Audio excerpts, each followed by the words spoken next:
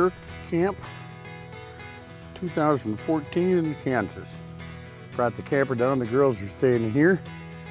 And we're out in northwest Kansas, an area I've never hunted before. They have Rios here, they have some Miriams here, and we're ready to rock. So as I patiently wait for a camper full of young ladies to present themselves for Turkey Camp 2014 to commence with the first morning's hunt, let me share a few particulars. We're hunting with Taggett Worldwide near the town of Atwood, Kansas, about 15 miles from Nebraska and 55 miles from Colorado. Here where we're hunting the killers. We're hunting with Taggett Worldwide near the town of Atwood, Kansas, about 15 miles from Nebraska and 55 miles from Colorado. Here where we're hunting, it's a lot of pastures and little drainages and cedar trees and cottonwoods that they work their way through just to find some water. And a lot of these birds, when they come off the creek in the morning out of the roost, they just head straight to the pasture. So Guide Bart Ginther and another consisting of Donnie, Mackenzie, myself, and guide Brian Leffel. We walk down over here. Though I do have a license, my role in this family hunt will primarily be helping call and general fatherly assistance. All right, we got the birds right behind us. Decoys are set up at 17 yards. I'm gonna go set up over here, hopefully draw them right by you. So just be ready for a shot, 17, 20 yards. Very soon everyone's in place as a perfect Kansas morning begins to dawn and wild turkeys come off of nearby roosts. What would we see? How would the turkeys react? Which of my girls would be lucky, and what sort of unique first-time experiences would unfold during our time together in Kansas? Well, the true fun of hunting is always savoring the ritual and not knowing the answers until it's all over.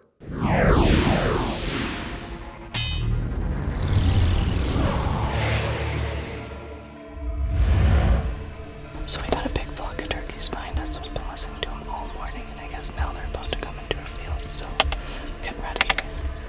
First morning we can hear turkeys all around us. You know, they're everywhere. It sounded like a ton of them. We've seen them all come down, and then this big group of them come up and around 70 or 80 yards from us. So it was just like, you know, right there.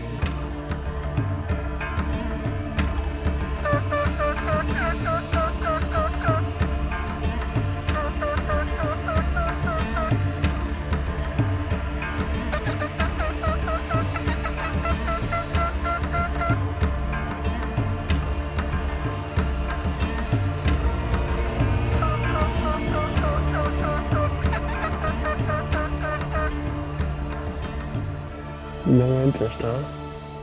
How far away? 70 yards, I'm guessing. Really? Yeah. We got kind of a different setup. We got a ground blind here, but with two girls in there. So Brian and I are on the outside. He's over here, and I'm over here, and the two of us are calling together. Our first morning, we had 15 or 16 different big toms in front of us, and it was one of those moments. It was an entire morning of complete frustration. That many birds running around, 4 toms by themselves, no hens with them. They wouldn't come in. One big tom comes halfway across the field. He wouldn't come in. Nothing would come in. They ignored us. All this noise is exciting. Sounds like a lot of birds. So then the second morning we were set up, and there was a big green field in front of us, and they came down and they're out to the east of us a little bit. And we watched them strut out there and, you know, puff up a little bit, and again, they didn't want to cooperate with us, but it was a lot of good watching. Well, we're trying something else. The turkeys are being turkeys. Every time we'd encounter turkeys, they would ignore us. They would go the other way. They wouldn't respond. Maybe it was wind, maybe it's early.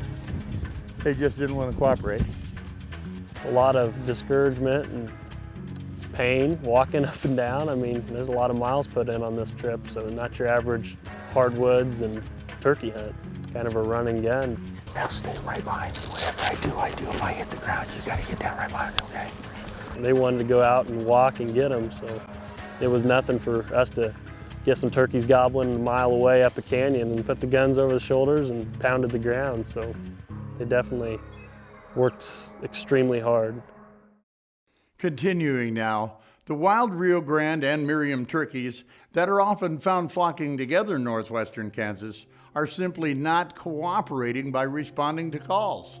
But we all just keeping on, hoping for fresh opportunities. Jump. Seen setup after setup and stock after stock, pure failure. You know, no response. It's discouraging. No interest, huh? You just gotta keep on trucking, I guess, and it's hunting, not killing. So you gotta work for it, and that's what makes the best memories, when you put in a lot of work and finally get a little payoff at the end. We drove around. We caught some right off the road. They worked to the north, kind of went up in a little cut in the draw, so we're gonna head up there and try to bring them out of that cut right back into the creek where they were. They seemed hot, they were gobbling a little, so try to get them in. We spotted a tom, so we thought, well, Tom's up over here, we'll come back over here and maybe we can call him into us. Thought if we set up about a half mile maybe away, we might be able to get them to come in, and right away, within about 5 minutes of calling, we had the girls right next to me going, got 2 birds. And Carly, do you still see him? I thought right away, I was like, oh, here they come. Here's some long beards, and didn't end up that way. I think it's those jakes. Right out of the weeds, here came 2 more jakes. They're coming in decoy. They came in perfectly to our decoy. That was the first time anything came into us, so it was really exciting. You know, your house was like, There might be some gobblers coming in, just wait. I wanted to shoot so bad. You know, it was just like, okay, there's 4 jakes here, okay. Kind of sitting there wondering what to do, and we've only seen 4, maybe 6 jakes this whole hunt, so everything else has been gobblers, and you know, that kind of sets the standard pretty high when you see a lot of gobblers. You know, no one wants to settle for less, but when you've worked that hard and walked that many miles, it's pretty much a no-brainer in my opinion. I mean, some of the best trophies aren't the biggest, you know, the experience that you gain and the knowledge and the memories. So there was no question when they got right to that decoy, it was, you know, take him, put him down. Carly made a great shot, killed him right on the spot. Thanks. It was a good hunt, in my opinion. It was an awesome hunt. We had a really great hunt. He's got a tremendous amount of birds here. I mean, I don't think I've ever went turkey hunting and been so close and seen so many birds. There's a first, like a lot of firsts on this hunt. Okay, that's 3 days of turkey hunting and only 1 bird down for my daughter Carly. With just 1 morning left, everyone's hoping for a last-minute change in the turkey's moods. Yeah. Carly got her bird last night, and so I got the opportunity to hunt with Dad this morning. Well, you and I finally get a crack, Jazz. Well, maybe it's a good omen. We've killed some pretty good turkeys together. Jasmine and I get a late start, which forces us to ditch previous plans and slip into a new area that Bart's been saving. What we got's just a little cut draw going through a pasture. It's the only trees in the area. Roosted them here quite a few times. So tried to get one come in. We came to this new spot Bart thought of just this morning, and it was perfect. It was ideal, you know. There's water here, there's, you know, high and low like they are. They were roosting in the trees. It was just a perfect setup. We came right down. They had no idea that we were there. You know, a good setup on the hill, and it just worked really, really well. Babe, here comes some hens. Yeah, I see them. I got them. Jazz, there's a hen coming. You start to get excited, like, okay, something's coming, you know, it's working for us. And, you know, I'm like, okay, sit still though, because hens are really, they come out to check it out first, you know, make sure that everything's okay. So I'm like, stay still, stay still, stay still. Don't raise again, don't raise again, you know? The hens always make me mad because they come in first sneaking around and snooping around. And if you ever see them raise their head and go, you've got problems. And we had none of that. There was another first here. I've never seen a hen go into a strut position. And this one wasn't a full strut like a tom does, but it was a kind of a half strut. And she's moving around. And I'm going, this is cool. This is different. This is neat. Each time you create one of these new memories, there's always little nuances like that that make it unique and special to that situation and that setting. And we had a whole bunch of them on this trip. Gobbler right behind, coming in. Get ready. Get ready, Jazz. There's a big tom. I see him. He's yours. Just give him time. So as he's coming up, I could tell he was a bigger bird, you know, and he's really puffing up and he's really, you know, doing his stuff. When he turns, take him. It was just ideal, the way that he came in and just, you know, kind of checked things out for a minute and then just kind of faced right at me. His neck didn't come up, but he just kind of sat there and puffed up a little bit. And I thought, okay, there it is. You can do this. Good. Take him.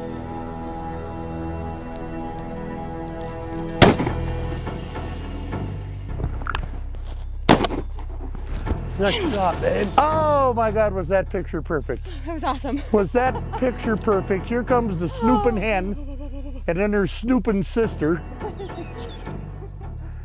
And then I see just a glimpse of the tail, and I thought, oh my God, Boss Hog is coming. Well, here's the deal, kid. We both got that turkey, I think. Yeah.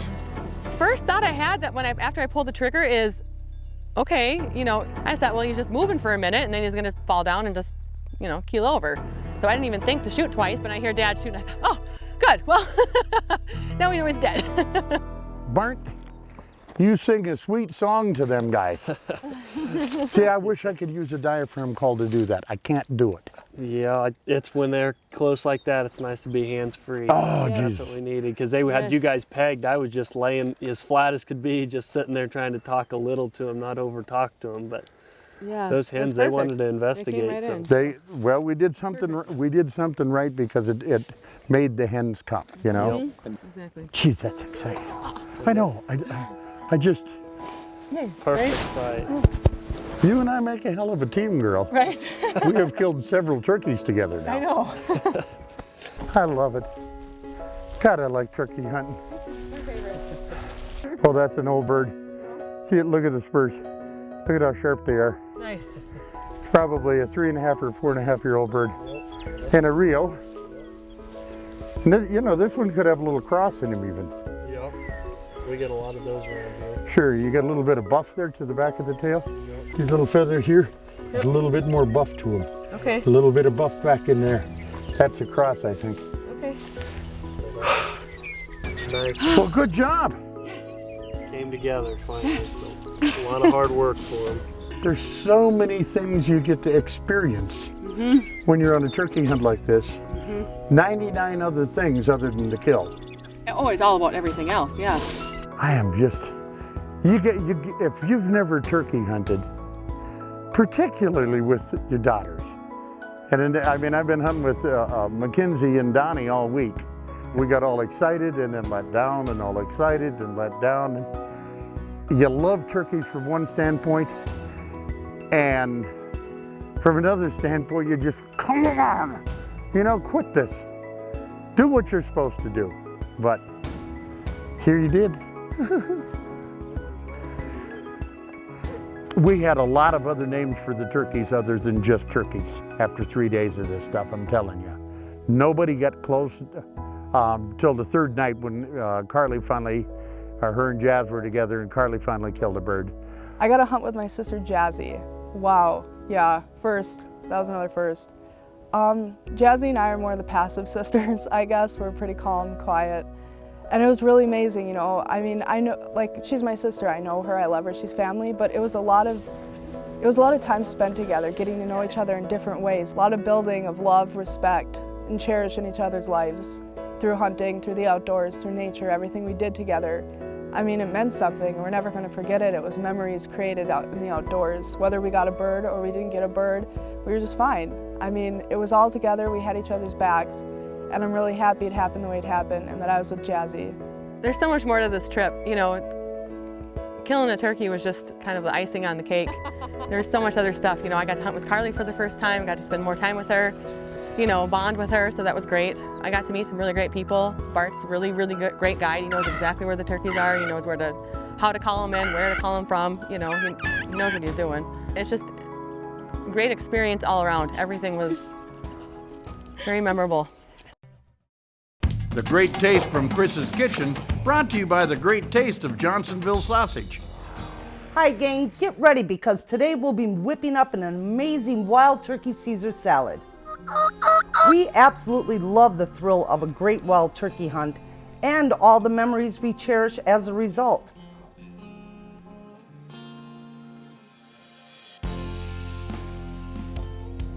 Wow, the only thing better than taking a wild turkey home is enjoying it at the table afterwards. Now why don't I show you how easy this salad is to make. Okay, we're gonna start off with our salad dressing, which is white wine vinegar, a little bit of olive oil, fresh garlic, Dijon mustard, anchovy paste, and just black pepper. Okay, we'll whisk that together. And we're gonna pour it over the top of the lettuce. Then I'm gonna add leftovers that I had from the night before, so add that. I mean, you could even use pheasant in here, grouse, whatever you'd like. A few croutons, and of course, Parmesan cheese. You mix that all together. Oh, it looks wonderful, and trust me, the salad dressing is to die for. And let me tell you, you have guests coming over, I'm just gonna give you a quick tip. Take out your salad plates and put them in the freezer and get them nice and chilled, so when they're putting the salad on, it stays nice and icy cold. And you're ready to serve crispy, fresh wild turkey Caesar salad. I'm talking yum. Anything you can make with store-bought turkey always tastes better when made with a wild bird. That's Chris Winkelman's lesson for the day. A very special thanks goes out to Taggart Worldwide for putting together our family turkey hunt in Kansas last spring. And if you're looking for a great operation to set you up for turkeys, wild hogs, and all kinds of other critters, I seriously hope you'll contact them to make memories of your own. With over 300 birds, 32 states, and 78 Grand Slams under his belt, owner Jeff Budd stands out as #1 in the world at chasing turkeys. With experience like that, trust me, he'll do everything humanly possible to put you on your trophy like he's done for me so many times. Thanks also to Irish Setter for providing us with Outrider Viper snake boots. They're the very best you can get. And in country where there are rattlesnakes, the very last thing you want is for your adventure to end in catastrophe. You and I make a hell of a team, girl. Right. We have killed several turkeys together now. I know. I'm out here with the greatest possible situation. I have 4 of my daughters out with me who love to hunt with me. Any time you get the opportunity to spend time with your family, you have the ability to create intimate memories. Anytime you do things in the outdoors, you have the opportunity to create memories. And if anything gets any better than that, then tell me what it is, because I don't know of anything. When I heard we're gonna have some hunters out and the majority are gonna be some girls, I thought, well, maybe they won't wanna walk, maybe we'll have to drive in real close and spook birds out of roost, and I was sadly mistaken. It was sometimes all I could do to keep up with them, so it was established right away that they're grained with some good ethics and morals, and their work ethic is just go get it, no stop. And that was definitely passed down from their dad, and you can see that right away. It doesn't take but 5 minutes being around them that you understand they have a tight-knit family bond, and it's something to be proud of. It's kind of overlooked these days, and be able to experience the outdoors together it's the best feeling in the world. The best feeling in the world is right. It can result from so many different kinds of experiences, but that's what so many of us take away from hunting. The best feeling in the world. I mean, why try to explain or put it into greater words? I'm Babe Winkelman. Thanks so much for watching. And until next time, everybody, hey, good hunting.